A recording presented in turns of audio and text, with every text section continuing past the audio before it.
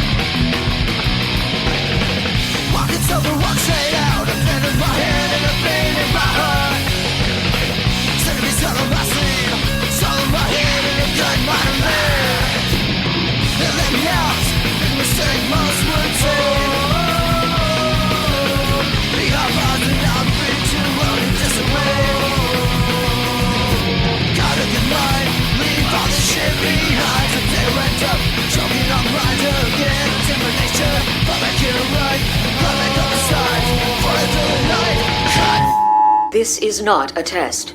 This is your emergency broadcast system announcing the commencement of the annual purge, sanctioned by the U.S. government. Commencing at the siren, any and all crime, including murder, will be legal for 12 continuous hours. Police, fire, and emergency medical services will be unavailable until tomorrow morning at 7 a.m. when the purge concludes. And, for the first time since its inception, no one has been granted special immunity from the purge. No citizen or group will be exempt. Blessed be our new founding fathers and America, a nation reborn. May God be with you all.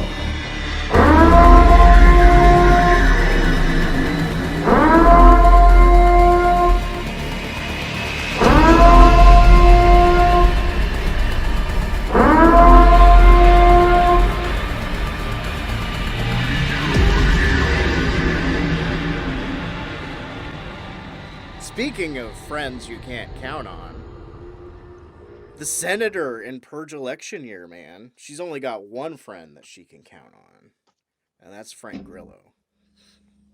The wheelman himself. Welcome, everybody, to another Purge. It's that time of year again, and returning is the champion of last Purge, Mark Ball. Two purges in the bomb shelter in a row. I would rather be here than anywhere else, frankly, on Purge night. Gotta stay safe. I don't know if I've got the guts to do the mobile triage unit. Oh, hell no. Hell no. Or even like the corpse pickup guys, which I didn't notice until this viewing of the third Purge film. That seems risky because you know there'd be some guy like high on PCP that just like throws a fucking Molotov at that thing like when you walk down the wrong neighborhood. That's wait until the day after and then go pick up all the dead people. Bring out your dead! Bring out! You'll be be stone dead in a moment. You'd really have to like set the purge up so that it's going to be like a 3-day weekend kind of situation, because you get your 12 hours of just utter chaos and murder and people burning buildings down and shit. You're going to need at least like a day or two after that to like clean up all the dead bodies, you know, put some boards up where the glass broke like they do in the hurricanes and shit like that. Like it's got to be, it'd be like Memorial Day weekend basically. I'm not sure why they chose. I don't think in any of the times they explain why it's at the end of March, unless it has something to do with spring, since of course it's a fucking religious cult that came up with this idea. It's the rebirth of our nation by killing a fuckload of people and stuff. Purge and purify. Purge and purify. Say the new founding fathers of America. They say they started. We won't really get into the first purge because it's not easily found, and that way we can do something next year, because I don't think I'm going to watch the show. I'm kind of curious about the show because, I mean, it's got 2 seasons. I don't know a single person that's watched it that I can think of offhand, but I'm curious if it's decent or not. You could do a pretty cool thing in television format with this universe, but I don't know, maybe it's god awful. I don't really want to pay $3 a fucking episode on Amazon is kind of the problem, and I don't have cable, so I can't like get this on demand USA or the USA Network or anything like that. So you make the shit easier to get. It's probably on their streaming service. Don't they have a streaming service? I'm sure they probably do, and they're gonna want at least $5-6 a month for it. And I'm just like, God damn it, I don't need another one of these. Amazon wanted to do the same thing for the first Purge. They wanted me to sign up for Cinemax, which is $10 a month, and I'm like, there's nothing else I want to watch on Cinemax. You guys got a lot of garbage on that network. Yeah. So I opted out. I'm pretty sure my public library has a copy. I just got to make it over there and get it. But yeah, come on, Universal, make this shit easier to get. I know you are a fan of Frank Grillo, but before we get into things, how are you doing, man? How are you feeling about the world? The world, it's fucking just in the last like 12 hours, 24 hours or so, film Twitter is just fucking ripping itself apart and like flushing itself down the toilet. But we're also recording this on the weekend of New York Toy Fair, so the toy community is just like elated and celebrating, and this is our Christmas. So those are kind of my 2 worlds right now, is like toy collecting and fucking movies. And man, every day like people in the movie world are just like showing themselves to just be assholes. It's fucking exhausting, frankly. But yeah, what's going on in movie Twitter? There's this thing about a lady that runs a website that had some private messages of hers leaked out by somebody that worked for her website that writes about movies and diversity of movies that contained the N-word, and all of her writers publicly quit on Twitter and said, we're distancing ourselves from this person. And a whole bunch of people just kind of dogpiled on her on Twitter. And she posted a video late Thursday night, I think, of her sobbing and crying and apologizing and saying her life is ruined. And somebody noticed that her arms were like gushing blood in the video. So somebody that knew where she lived called an ambulance, and they went over there, and she tried to fucking kill herself and was in the hospital and expected to make a full recovery. But then it turned into this thing with the guy that directed Guns Akimbo and Deathgasm. He posted a fucking list of all of the people who had publicly quit and said, these people are to fucking blame for this, and I will never work with a website that hires these people. Then a lot of black film writers got on his case and were like giving him shit about, I don't know, he said something along the lines of what was said in that.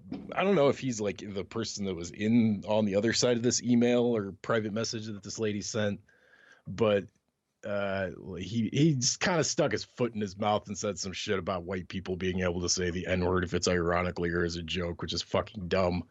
But everybody kind of dogpiled on him then. It just turned into this giant fucking shit show that everybody's got to throw their 2 cents into on Twitter. And it's exhausting and nauseating and God, it's fucking hard to fucking sit through, you know? Yeah.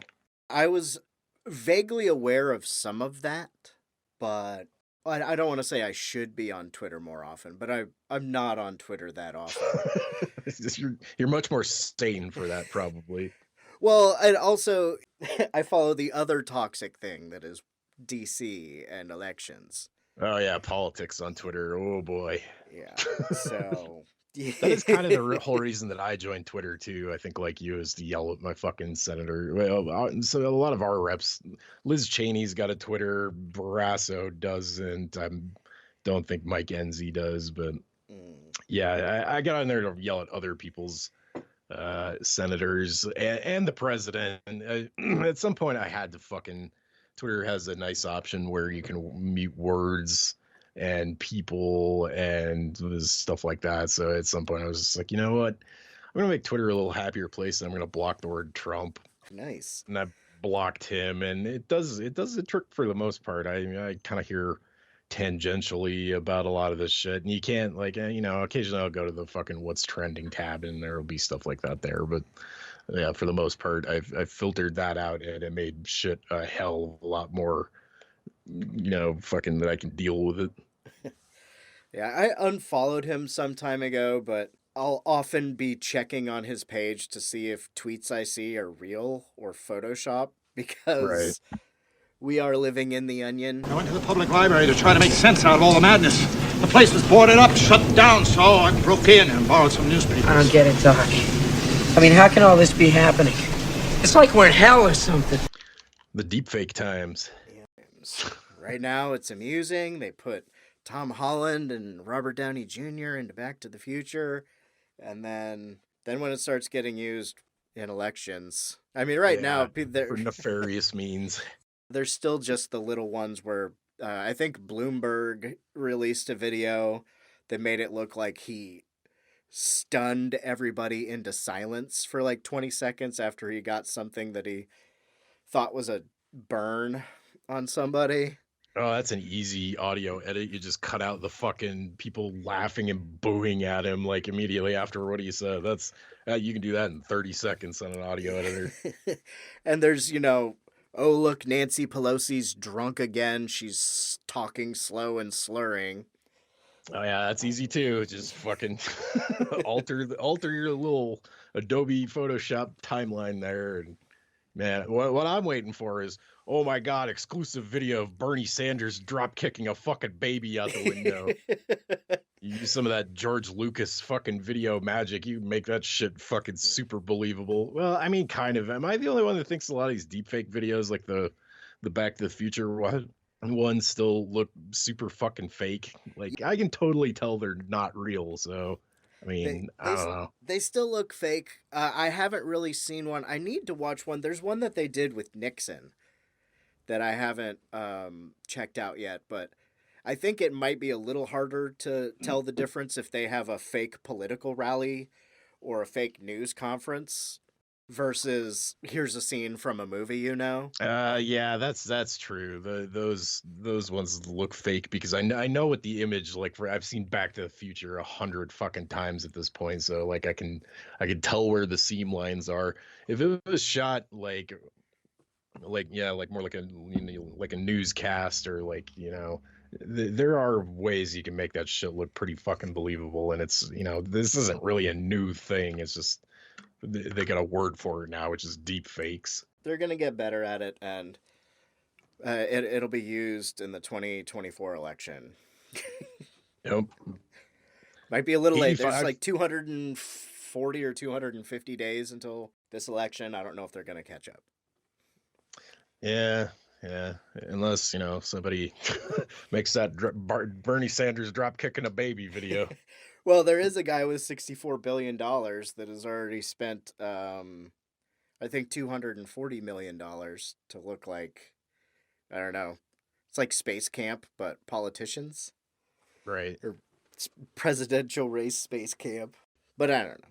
Yeah, Bloomberg's a fucking wank. I don't know if we'd mentioned that at any point in this story, but who the fuck thought it was a good idea for this guy to run? And like, how come the Democrats didn't shut this down immediately? And are just like, I mean, I guess, you know, he's got enough money, he can do whatever he wants, but like, man, if they're really thinking about putting him as the nomination, they have lost their goddamn minds. That is a very real possibility, because I think one of the reasons why a lot of people lose or lost or are losing faith in the Democratic Party is that they seem to be running to the right instead of standing their ground or moving back to the left where they used to be. Right. They want that nice, safe, centrist bet that the old people will vote on. Mike Bloomberg, I'm about his age. I see eye to eye with him. Fuck poor people. I know his name, and Hillary did so well last time. Which, yeah, I mean, that is one of the reasons why I haven't totally given up hope yet, is that so many people disliked her, and she still got 3 or 4 million more votes. You're talking Warren? Well, I think Warren would have done better. I wanted her to run in 2016. Yeah. And instead, they handed the... Oh, you're talking about Hillary in 2016? They handed the torch to Hillary, and... Yeah. She didn't really excite a whole lot of people. I mean, she had her fans, but she's got a lot of political baggage. Yeah. I think even then we knew, like, you know, just not Trump. Please not Trump. And unfortunately, that didn't work out super great. I was thinking, like, I kind of wrote my letterbox review of Purge election year to sort of steer us back on track. Yeah, this came out in July of 2016, so this was a mere few months before the 2016 election, and I remember thinking this movie was far-fetched and unrealistic and preachy and just like overly like about as subtle as a fucking semi running you over. But then the fucking election happened, and my oh my, has a lot changed in the last 4 years, because looking back, this movie kind of called it in a lot of ways. Yep. Oh, you're getting fucked by your insurance company? Yep. Oh, they want to cut down on the population of poor and sick people so they don't have to spend on programs that help poor and sick people. Yep. Oh, the founding fathers, the people in control, are afraid of losing their power, even though there's not that many of them. That the radical, no, they definitely don't have a chance senator is running against them to end the bullshit. Yep. I think it's possibly even more in line with this year's election. Yeah. When it came out, I knew it was cheesy, but I was still, this is, because I psychotically was, I totally didn't think Trump was going to win, but I totally took him seriously in that way. You know, so I'd been watching the rallies, and it turned out the way it did. And here we are 4 years later, and things have gotten much, much worse. And like, yeah, we talked about a lot of this, I think, kind of on the last one, about, you know, the explosion of fucking gun violence in this country, and like fucking neo-Nazi groups like fucking blowing up like crazy, other white supremacy type of shit. And like, yeah, I think both these movies really fucking called like a lot of like, this is not too distant future type of shit. And I think the fucking further down the toilet we go as a country, the scarier these movies become, especially like this one, the fucking neo-Nazi mercenary dude with all the fucking, played by Terry Serpico, who probably you've seen on stuff like Oz and fucking bunch of cop shows. That is way more terrifying to me than like your Jason Voorhees or your fucking Pennywise or fucking ghost hunter type shit. Like, none of that's real, but we've seen lots of dudes like this coming out of the fucking woodwork the last 4 years. And, you know, even just like, not your fucking neo-Nazi super soldiers, but your average person has just become like 10 times scarier and weirder and stupider in the last 4 years. Either that or like these people are just, you know, like I said, just coming out of the woodwork so fucking hard that the loudest and dumbest voice is always like, or the dumbest voice is always the loudest kind of deal. But yeah, man, like it's fucking scary how this country has slid in the last 4 years. That's kind of been my observation. Is there's always been the Nazis and the neo-Nazis, and there's always been the derogatory term. There's always been the, you know, social justice warriors or whatever the fuck. Well, my whole life there's always been Bernie Sanders. There's always been Bernie. There's always been Bernie. I've got people that I want to leave the election, and you know, I voted for him in the primary last time. I'll say that. Right. Get on with it. Yes, get on with it. Oh, I am enjoying this scene.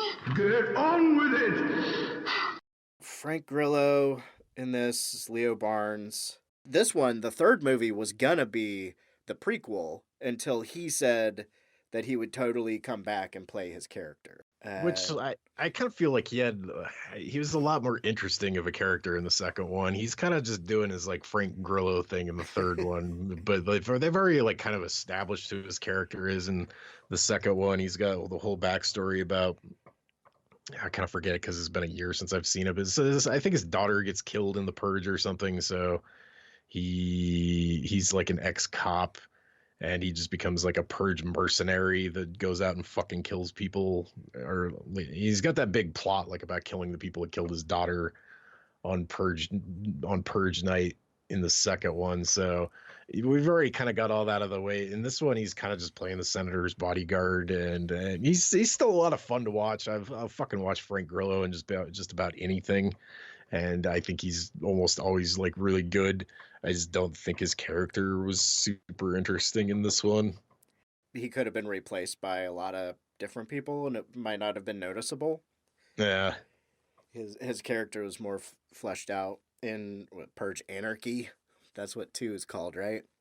Yeah. And I had seen some people said that 18 years had passed between Purge Anarchy and this one, just because of the beginning scene where before she's the Senator Charlie Roan is with her family who's getting killed, and that guy's playing his playlist.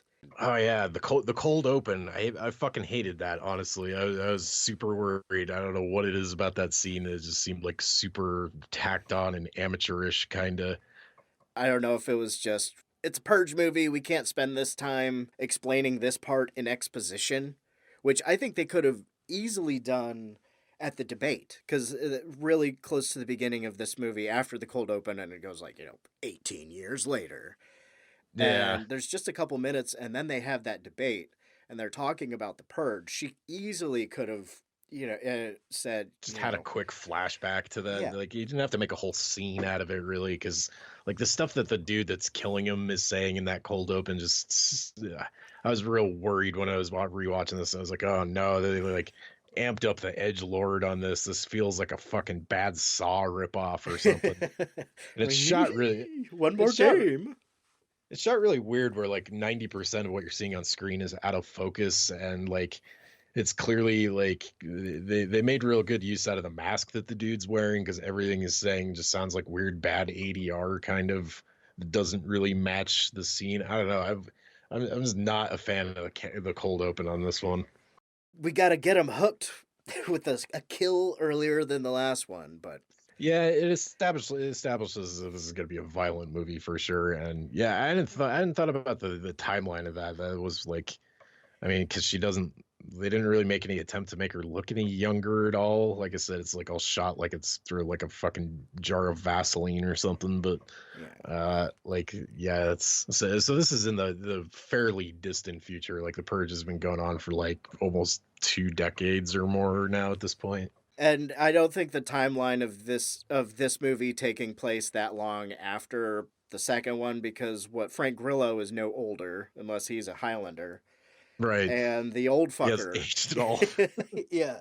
So I think they took place in totally different times, but yeah, this movie takes place at least 18 years after the Purge started, and probably longer, because I imagine the first few Purges, regardless, well, as we know, sort of, the first Purge is a test just on Staten Island, so it wasn't even nationwide that time. Right. So, right. Yeah, that timeline doesn't really work. But yeah, she's the politician. They changed the rules to sort of clean house. And as in our timeline, right now, government officials are, for the large part, protected from the Purge. Right. But, if if somebody's not trying to get reelected, who the fuck knows? And so she's a person of the people. She's not going to go to some elitist fortress. She's going to go to her house. What could go wrong? The big Nazi double cross. Nazis and the religious working hand in hand to, I don't know, they're really trying to, they even say it later, we are not hypocrites. Yeah, you are.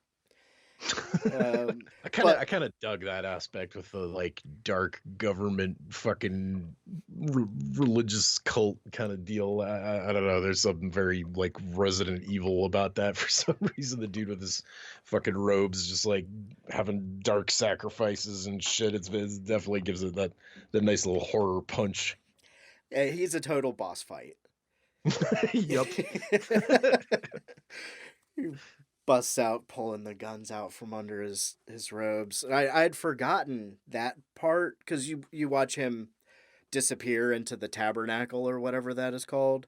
Yeah. I think in Catholicism it's a tabernacle. I pictured him walking out, like taking the stairs and walking out into that choir loft where they all were. And then I was like, okay, which one of them, some of them die. And then when that didn't happen, I thought I was remembering a different movie. So that was a nice little surprise. We got Joe, who Frank Grillo's kind of an asshole to until the very end. Yeah. Deli Man.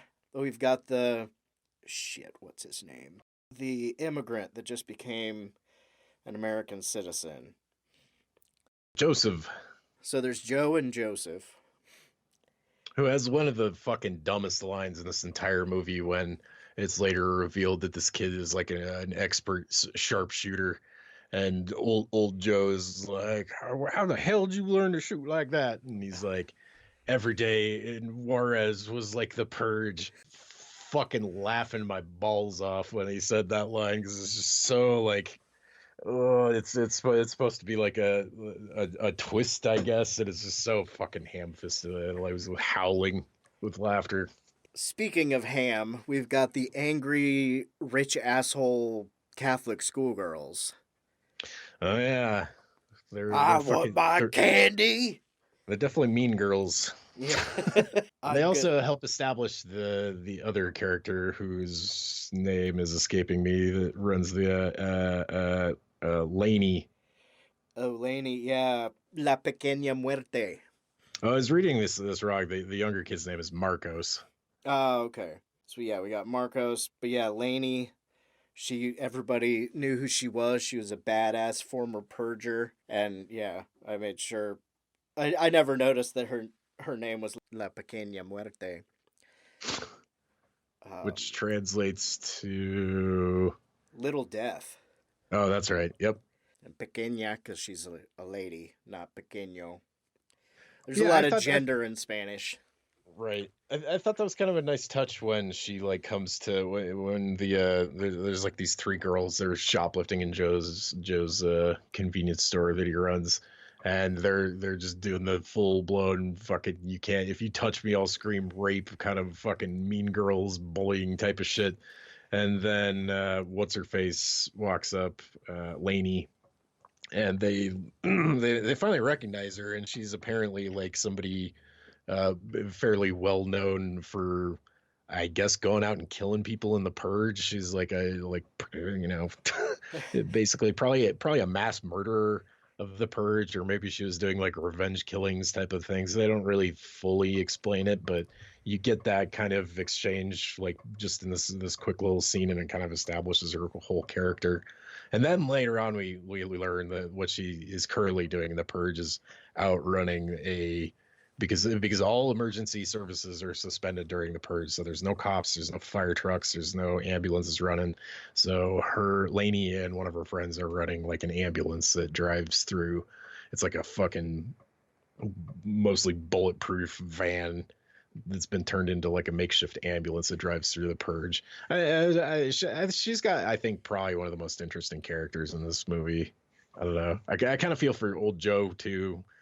He's gonna lose everything if they fucking trash his shop, because the day before the Purge, the insurance company calls and says your rates are going up. Fucko, pay up or you won't be covered. And he's got this kind of, I don't know if you'd call it a MacGuffin really, but his whole thing, the whole thing is the shop that you're kind of worried about these fucking bratty little asshole Catholic schoolgirls trashing. So these are kind of our main protagonists. Frank Grillo and everybody else is, I think, kind of takes the back seat in this one. They intersect because the murder tourists from South Africa, I think. Oh yeah, there's another new element in this movie is murder tourism, which is so fucking like close to reality enough to be super fucking scary. It would totally happen. Guaranteed. And yeah, there's some South African ones. I think they're the ones that are dressed up like Uncle Sam and George Washington and Ben Franklin and American flag dresses and diplomatic community. I feel like they hammed up the accents, but it sounded kind of Hans and Franz, like, yeah, we're going to kill you. It's like, okay. Some of those people are clearly not South African. They sounded more South African when they showed them early in the movie arriving at the airport. Right. When they're doing that little news thing about the murder tourism. That way you know to expect them later. So it's at least 19, 20 years after the beginning of the Purge. People have giant guillotines. Oh yeah, I fucking, that's another thing I was laughing my ass off at them. Like, that's aged really well because people are more into guillotines than they are now than ever before. So there's a giant guillotine, the pit and the pendulum hallway. Oh yeah. That's a really funny scene too, because like they get past it and like I was about half expecting to be like, okay, keep running, they're gonna come and get you, but then you hear some ADR of the dudes that had set the giant swinging fucking blade in the middle of the alleyway, and they're just like laughing their asses off, like, good luck. Like, this is just a weird, like, humorous touch to me. Yeah, weird neighborhood. It's like, oh, stay away from that building. Yeah, you guys set up a fucking pit and a pendulum in their fucking alleyway. They're having a purge party. Yeah, the purge parties, which are getting more elaborate, I think. Well, I don't know, man. I don't know why those girls killed their parent. Well, I guess they're crazy. That's the whole thing. But it got me wondering if people's inheritances and things were changed. Like, if you kill me in the Purge, you don't get your money, you little asshole. Yeah, maybe. But doesn't matter because Lainey's got the killdozer ambulance. Oh yeah, she fucking creams a couple of them. That's pretty well done. That's an effect that like has gotten really good in the last, like, being able to blend, because basically the way they would do it is you get your shot of the actor that's going to be run over by the car in the middle of the street, and then you've got, like, you don't move the camera. You cut away to, you got your stunt car rolling in, and you got like a fucking pretty well articulated and sculpted dummy standing in the middle of the road. And then like, yeah, I mean, if you frame it just right, you won't see when the camera cut, or when the cut is there, basically. And this one does it really good. I was trying to think of, I see that effect a lot in the last 10 years or so in movies, and it's gotten a hell of a lot more convincing than back in the day when it was clearly a fucking dummy that just gets run over. Like, there's a way to do that, and there's a way not to do that kind of effect. Yeah, fix the elbows and the knees so they don't go both ways, and build from there. Kind of lost my train of thought. I was trying to think of something about the Catholic schoolgirls. Their Christmas light cars. Oh, those were fucking rad too. Made me laugh. Gold AK-47 magazines or clips or whatever the fuck they're called. I know if they're called the wrong thing, people will get mad. Yeah. Back from my candy bar. It's just, I don't know.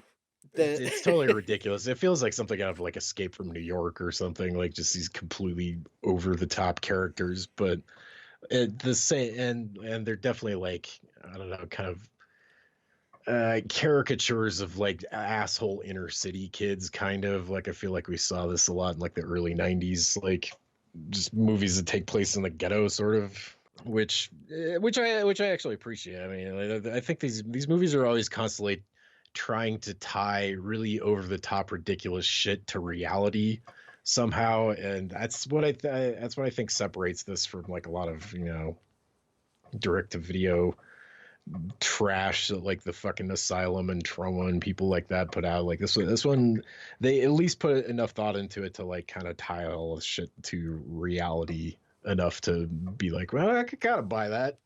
I gotta buy a giant guillotine in the fucking alleyway. I mean, a lot of countries are one small step away from some of this stuff. Probably more classes on how to build a guillotine nowadays. Carpentry co-ops.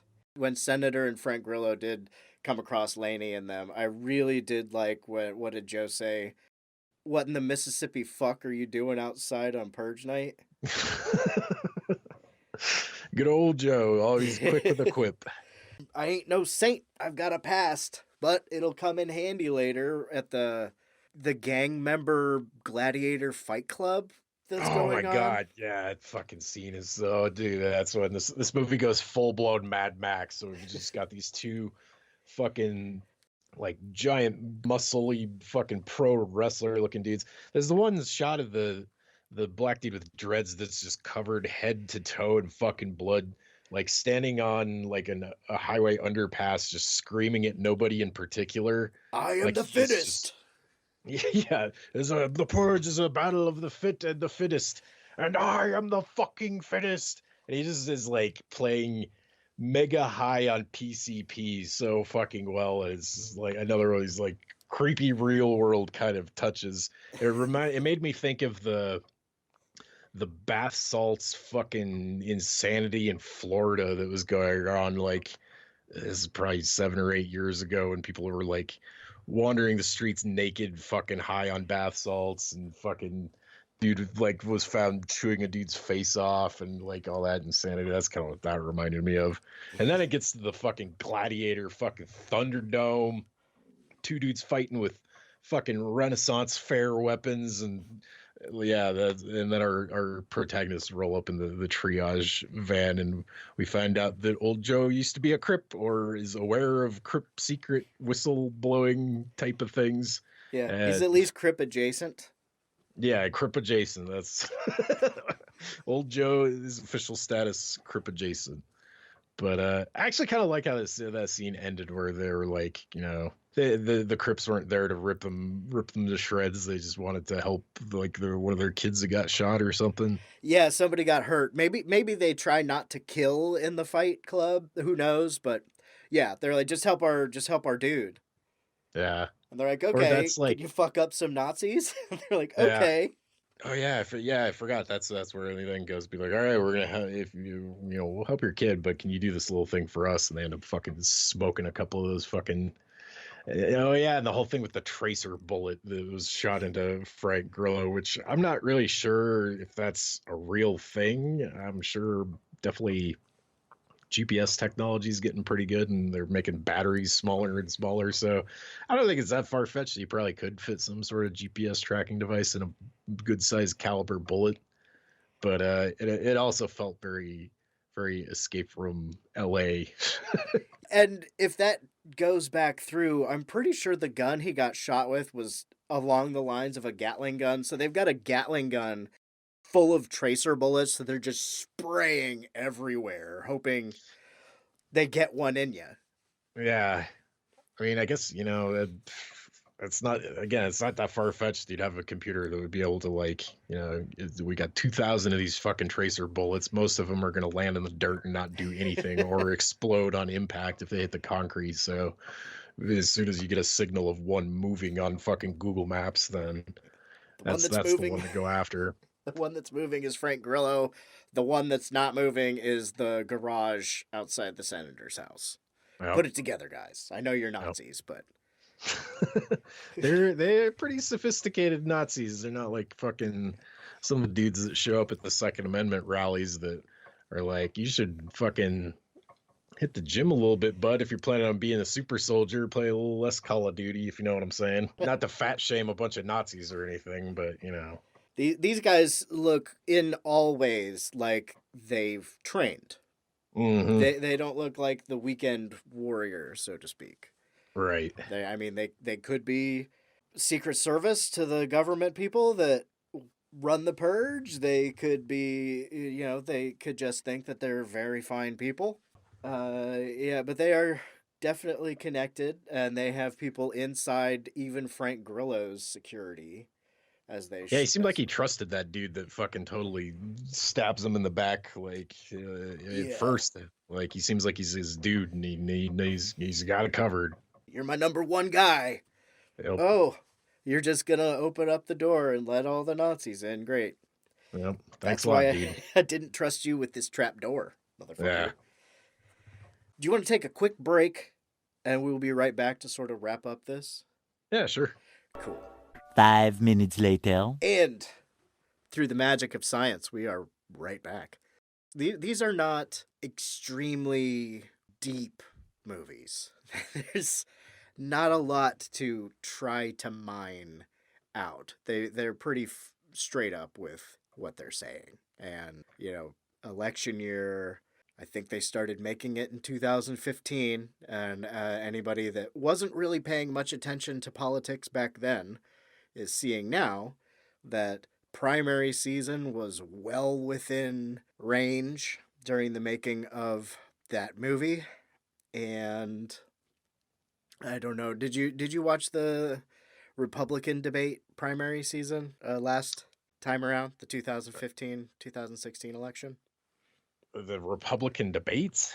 I might have caught clips and stuff, but I wasn't like actively. I don't usually. I just get the cliff notes on the debates, to be honest.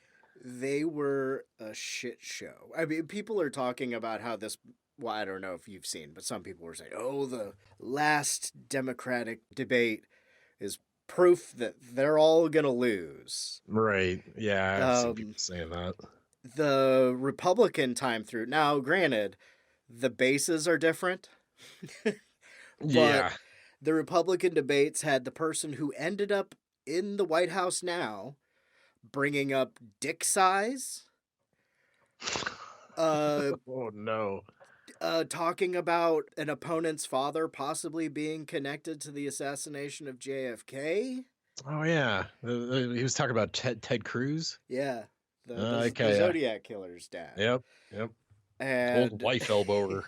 So who the fuck knows? Maybe that's what you got to do to become ringmaster of the circus. I guess. Anyway, we can talk about that later if you like. But you agreed to talk about the Purge election year. So I think we've talked about almost everything about the movie except for part of the mobile triage unit is connected to the Purge resistance run by some guy. by the not Black Panthers, kind of. Yeah. I don't know if they had breakfast programs like the Black Panthers had, but They had like their whole like setup was primarily seemed to be like a hospital kind of. So they're providing humanitarian aid, but they're also all packing AKs and planning to fucking assassinate the I mean, I guess the president and the head fucking scary religious guy and the somebody else. The other guy that's like the minister basically. And there's like the religious earpiece to our super scary fucking woman hating president. Yeah, he drops a couple C-bombs. Yeah, he's he does not like women. And he really doesn't like the senator because she's running on a platform of ending the purge.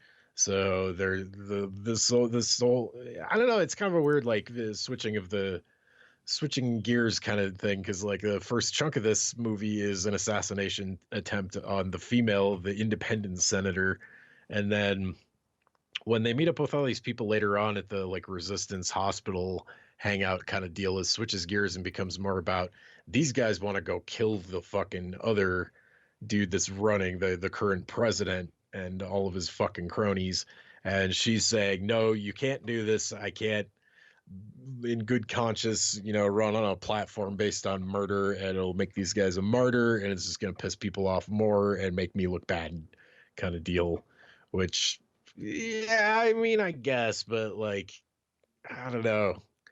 Who else would, I guess they just like put in the Brotherhood of Purge Evil would just, if they assassinated the president and all the other people, they would just have to put somebody else forth as their presidential nomination. So I don't know. I'm kind of siding with the other dudes. Is like maybe especially if it's legal, maybe assassinating these dudes isn't such a terrible idea. But I don't know. It's also kind of in how they wrote the female senator's lines. It all feels kind of fucking oversimplified and ham-fisted and. I am a candidate for peace. Yep. They're all hypocrites. I can't be a hypocrite. I'll be amongst my people. There's a better way. You're no better than them. Which is, she's right. It's just, I don't know. It's partially how it's written. It's probably partially the delivery. It just feels kind of fucking cheesy. Yeah, that's kind of like leads up to the finale of this thing. It takes place in a church, which has like I felt kind of a cop-out when, like, eventually it turns into this big shootout. They've captured the female senator. They're going to fucking blood sacrifice her in front of all these crazy chanting fucking religious weirdos that love the purge. And, eventually, like, our heroes just end up getting up in a balcony and shooting the fuck out of a bunch of these people. But I was kind of hoping, like, this was kind of going to be our climax. This is going to be like, I don't know if you've seen the, whatchamacallit. Anyway, this movie's got a big fucking fight scene in the church at the end, and we kind of don't get that. Like, it's kind of we get a little bit of that, and then there's like the camera switcheroo kind of deal where we think it's all over for our heroes, and then it cuts back. Like, we hear a bunch of gunfire, and then it cuts back to the shot down on the church floor, and it's all of the resistance fighters standing there over a bunch of corpses. And they've just off camera wasted almost all of the villains in this fucking movie. And it just felt a little bit like a cop out, but then like it does, we get another like fight scene after that between the pastor or the minister or whoever and some of the other people. But yeah, that part felt a little cop outy to me. I could see that. I saw it a little differently in that when our protagonists were shooting down from the choir loft, they did take out a decent amount of people with guns. Right. So I saw that second part as more of the resistance takes out the second wave. Right. Of reinforcements. But yeah, it was a little bit this big action. I guess they spent all their money on that shot of the Lincoln Memorial or something like that. Oh yeah, I forgot about that. What does it say that's all spray painted all over the Lincoln Memorial? Purge. Oh, it just says on Purge. The pillars, like Purge. Did they make Lincoln like holding a beer or something, or he's like covered in blood or something? Something like that. Something like that. But yeah, as we've said before, this movie just throws the ham and the cheese with abandon. There is no safety on their ham trigger. Which I think originally was kind of why I didn't really like this movie the first time. I saw this in theater, and I think I saw it before I had seen any of the rest of these movies, like the first two. So I didn't really know what to expect as far as tone. And this one, I think, is like at least a little bit more tongue-in-cheek than the first two are. And I think that kind of took me by surprise. I didn't really get it and didn't really like it. Now that I've seen the first two, and after, 4 years of this country fucking sliding down the hill, I think I like this third one considerably more. It's fun. It's fucking goofy as hell, but I had a lot of fun with this one. Frank Grillo's got the knife fight with the Nazi around the... Oh yeah, we do get that. The Terry Serpico character, and he's just fucking him up with his finger knife or whatever those things are called that you punch with. Yeah, I'm not sure what that thing's called, but it's pretty rad. It's like a punch knife. Yeah, the punch knife. And we lose another one of the Resistance members. And yeah, just have a good fight scene. And they find all the homeless people or whatever hogtied and ready to go for the Purge festivities. Oh yeah, it wasn't just going to be the senator. It was going to be like a whole fucking blood orgy going on. She slaps or she punches him, or does she just yell at him and say, "I'm going to beat the shit out of you in the election"? Yep. I'm going to fuck you up on election day. But of course, Frank Grillo comes up. I'm not as politically correct as the senator, and just kicks him in the dick. Yep. Blam. You got them both. And that's, largely it. They flash forward to the election. For some reason, the presidential election is in May. Yeah, it seemed more like spring or summertime than... Because what does it say, like 1 month later or 2 months later or something? I don't think it says like fucking November, whatever day election day is. It's a month or two later, and that's when the election is, I guess. But she's got it. Charlie won Florida, and she got the insurmountable number in the Electoral College, which is another nightmare. Which apparently we still have like 30, 40, however many years in the future. Well, because it benefits the Conservative Party. Oh, yeah. That's why. That'll be another episode. I think I've said that before, but Purge election year. This is Purge election year in the movie and in our release schedule. It is election year. The deadline to register to vote in my state, to register to vote in the primary, has already passed. Some states have same-day registration. Hopefully, if you're listening to this, you're already registered to vote, but double check that shit. I said this an episode or two ago, but the head of the League of Women Voters got kicked off her state's voter registration, and she voted in every election in the last 15, 20 years. So there are voter purges to tie that in. Yeah, I'm kind of lucky. I'm pretty sure I live in a state where we can register same day, which I actually did the sneaky sneakerton thing in the last one and was like, I'm not letting, I know this fucking state's going to vote red, so I'm going to register as red and make sure the super dickhead red guy doesn't win, and it's like the lesser dickhead guy ended up winning. So I don't know, I might have to switch that back to the other side for this upcoming one. I have no idea when our fucking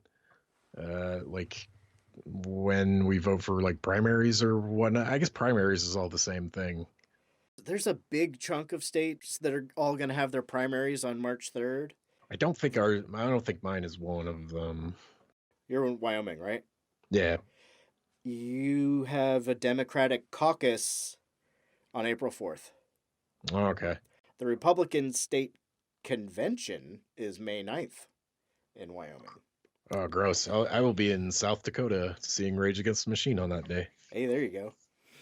Um, but yeah, you're April 4th is the Wyoming Democratic Caucus. All right.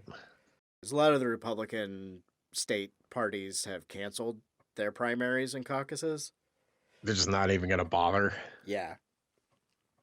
Like, Trump's our boy. He's going to win again. We're just not even going to fucking fuck with this shit. You know, yeah, there were a lot of people technically running against him in the New Hampshire primary, but I think the closest person had 100,000 fewer votes. Yeah. It was one of those guys that's like, we have to bring the Republican Party back to the way it used to be, just secretly racist.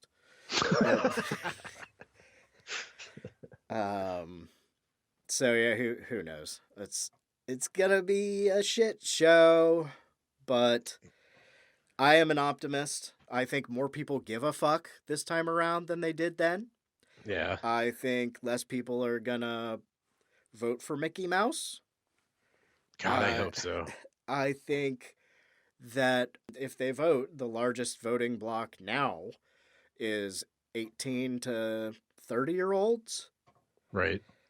And there is a giant increase in American citizen Latino and Latinx voters that are able to vote this time around than last time. And the Republican candidate has said and done a lot of nasty things to our neighboring countries south of the border.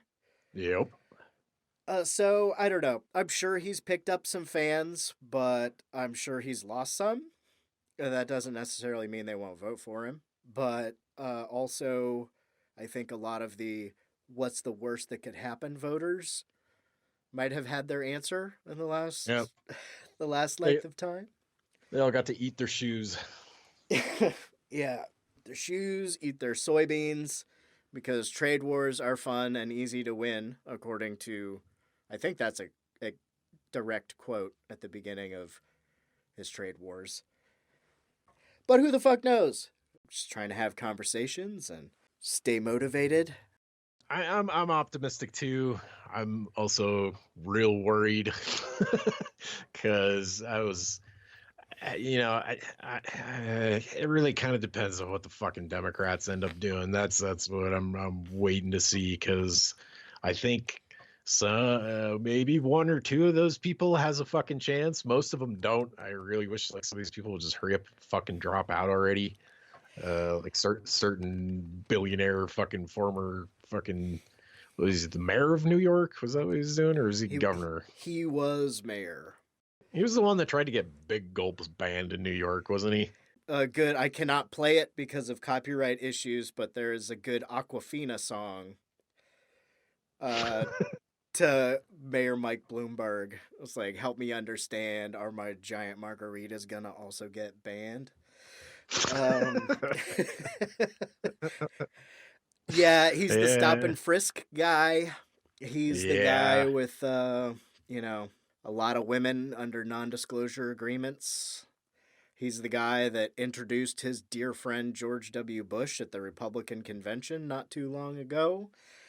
Yeah. He's the guy who I think went golfing with Trump, Bill Clinton, and Jeffrey Epstein. He's, or at least he's hung out with what's-her-face, Ghislaine Maxwell, the alleged pimp for Epstein.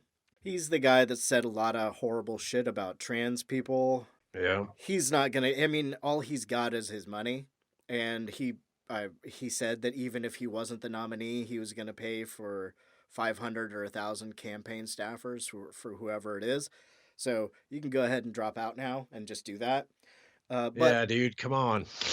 What the fuck? But also, the longer that Biden, Bloomberg, Klobuchar, and kind of Mayor Pete are splitting the centrist old people vote, yeah, it might be better for the actual progressive candidates, because their lane is not as traffic jammed.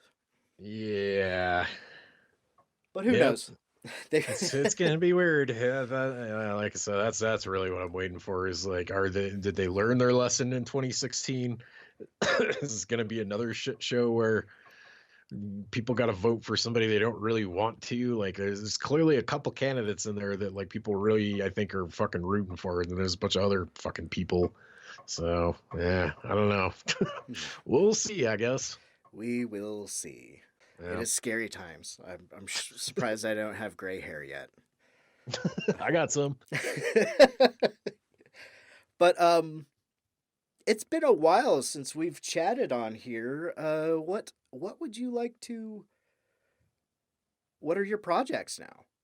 For anybody that for some reason aren't hip to them now. Probably by the time this comes out, I think it's like next Friday from when we're recording. So episode 2 of the new set of Doing the Nasty with our good buddy Duncan will be out. This is going to be a long-running show because we're doing 2 of the Section 3 Video Nasty movies at a time and doing 1 episode per month. So, yeah, episode 2 is about to come out. You can find that on SoundCloud. If you just look up the podcast Under the Stairs or Teapots Collective or just Doing the Nasty, it should be on there. That show's been pretty interesting to do so far. We've done four movies, 3 of which were, one of which was pretty shitty, which was Invasion of the Blood Farmers. The last horror film with Joe Spinell, which I thought was really fucking good. And then this one about to come out, episode 2, is a movie called Honeymoon Horror and The Love Butcher, which are 2. Oh man, I hope somebody like hears that episode and I get called like an SJW cuck for it, because I go pretty deep into why I think these are deeply misogynistic fucking movies that were made by dudes that probably had some serious issues with fucking women, and how angry watching these movies made me. So yeah, that's about to come out. That's kind of my main podcast jam these days, since the old Midnight Horror show isn't really running, or maybe it is and they're just doing it over Fortnite and not really telling anybody. Maybe. I'm not really sure because I don't play the Fortnites, but yeah, that show might come back at some point. Yeah, but it always lays dormant for a while and then emerges like a drunken phoenix. Yep. I wanted to like super pimp myself real quick. If anybody listening to this is in a band or anything like that and wants some stop motion done for a music video, I'm looking for some video projects to work on this year. If you want to see some examples of stuff I've worked on, you can find it on the Instagrams. That's fancy_Mark.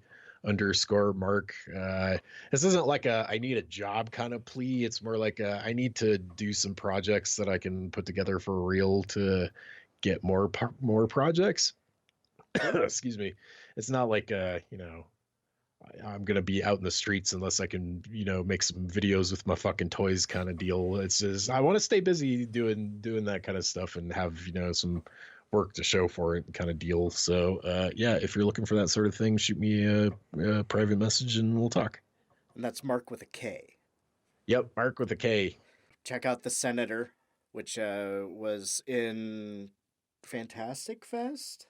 It played as part of the bumper contest. So if you've ever been to an Alamo Draft House, they run like little commercials and bumpers and informative shit before the movie.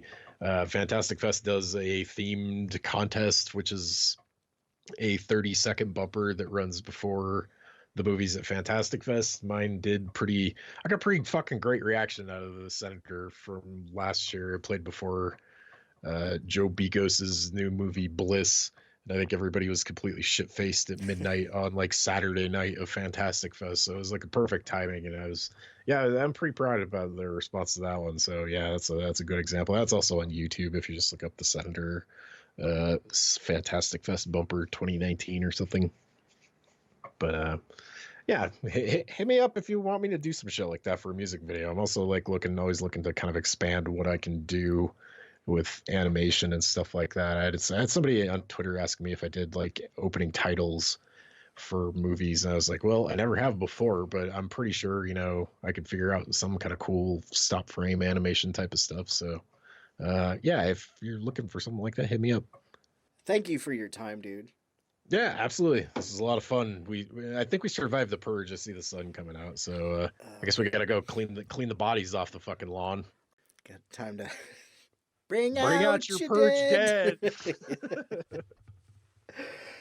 Stay safe, everyone. Or we're safe one more time. Stay safe until next year. Until next purge. Yeah, see you next purge.